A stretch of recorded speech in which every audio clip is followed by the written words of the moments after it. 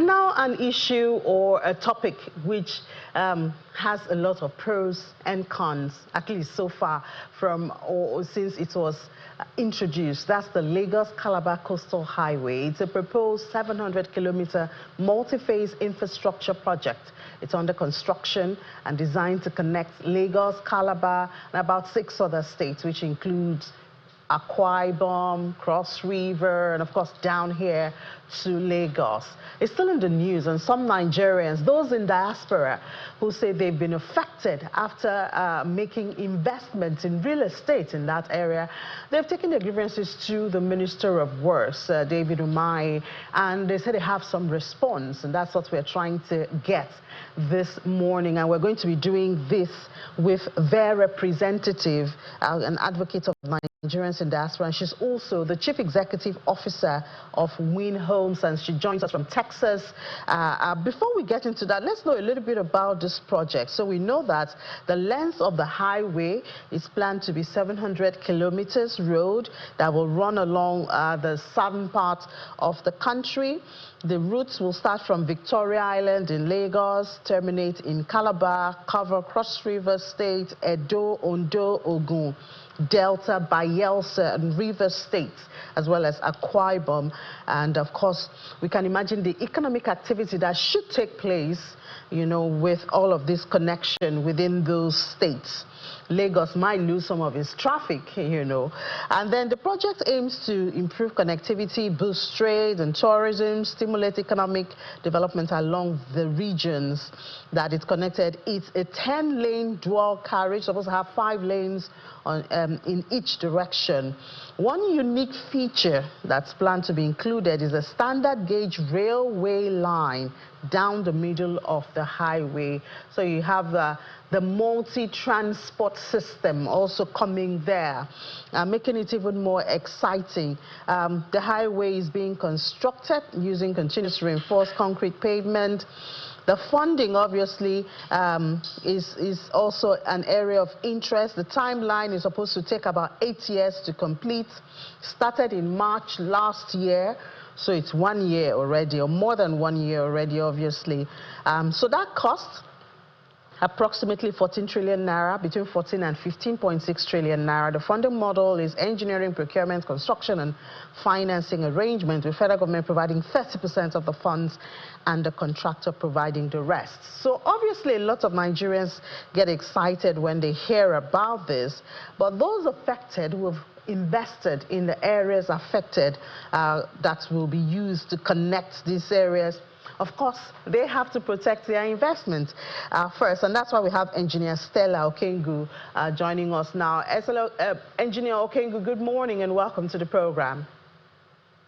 Good morning, Miss Annie. Thanks for having me. Great. So I'm sure that when you see the potentials with the picture that has been painted, connecting 8 states, having the railway, what that could do to the Nigerian economy, of course, is exciting to any Nigerian.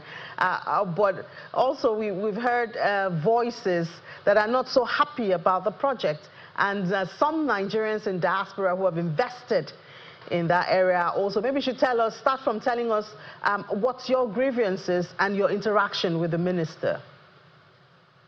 Okay, so when the coastal road came, we actually invested on that perimeter because of the 2006 gazetted alignment that has been proposed. So we were excited when we heard that the coastal road has become a thing of reality.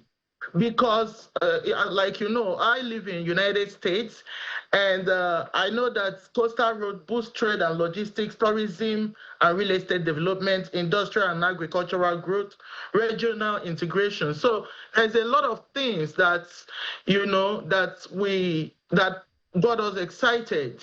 So, but when we got our documentations, we went to the Minister of Physical Planning and made sure that we got the right-of-way clearance. And our subject property, I will tell you, was not on the gazetted alignment. But it was diverted into our property. You have seen everything. We were, and the most pathetic thing was that when the diversion happened, we were not called up to, because according to the law, or even in America, if they want to use your property for what they call it, for overriding public interest, they call it eminent domain in America. They are going to, what they're going to do, they're going to call you, they are going to discuss with you, they are going to compensate. You are going to be comfortable with them using it before they will even go into the property. But the way they, demolished our properties without informing us and proper. Okay. All right, engineer. Let's just, because I mean it's TV, we don't have a whole lot of time. I got you. Yeah. So you have met with the minister, and I know we have aired even on Channels TV a lot of meetings with the minister. I believe you have come to a compromise. Yes, they have.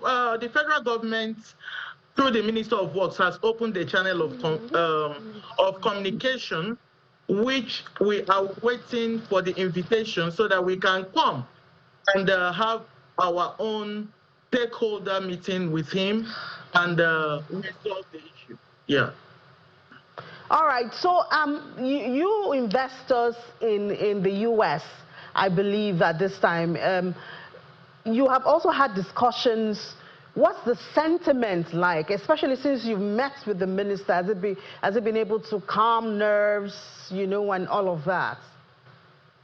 The minister actually reached out to a coalition of civil rights when they went to protest about the diaspora investment, like that Nigeria is stalling the foreign direct investment, that the president has been going around wooing the the investors to come back to Nigeria and invest. And the ones that came back, their own has been demolished. So he reached out to them and told them that, yes, he has heard, and he's going to invite us.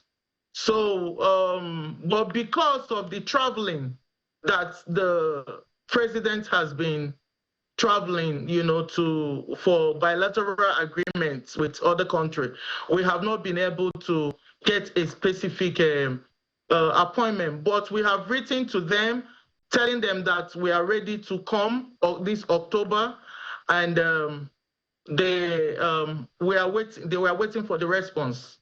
Yes. Okay. So the thing is, we've had a lot of conversations about government policies and how it affects investor sentiment. I just want you to let us in, because I know you investors in the U.S., you've been meeting. What's the sentiment like, when it comes to this? You've had an opportunity, you're expecting a meeting to hold, you already have one with the minister and all of that. I just want to understand the sentiment and perhaps what we can do to win back, in some cases, the confidence and trust of investors, the diasporans. Thank you so much for this question.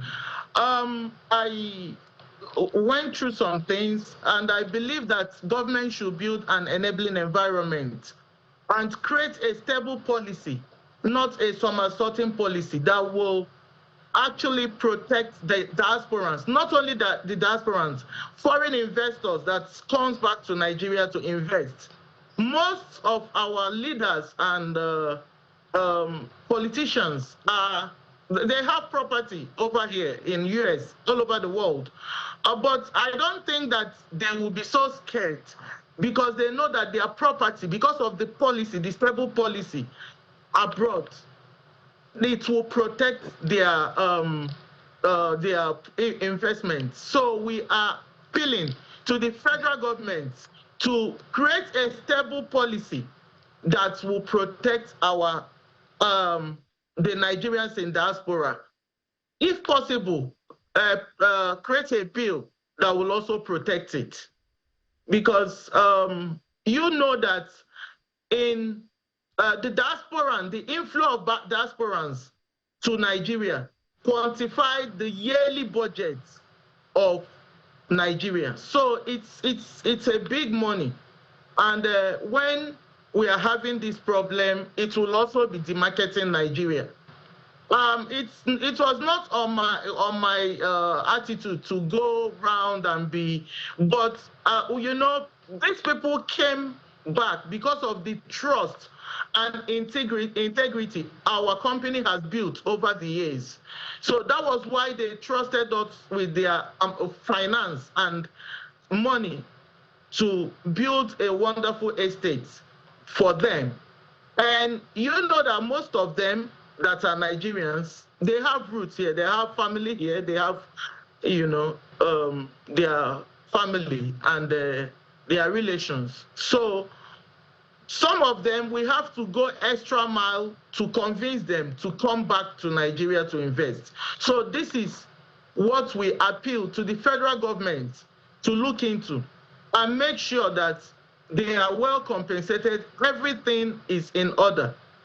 Okay, so yeah, we hope that meeting holds in October and that, you know, something concrete will come out of it. But also, because I do remember, I think it was it the president or the vice president traveled to a country recently and met with some Nigerians. I believe it was the vice president, and was challenging the diasporans to come back home and invest. So I hope that if any of them come to the U.S. and you're able to meet them, you will also tell them your sentiment. Of course, Nigeria has a large gap that is being filled by the diasporans, both in remittances and investment like this. So we certainly do wish you the very best and hope that that meeting holds in October next month, and something really concrete will come out of it.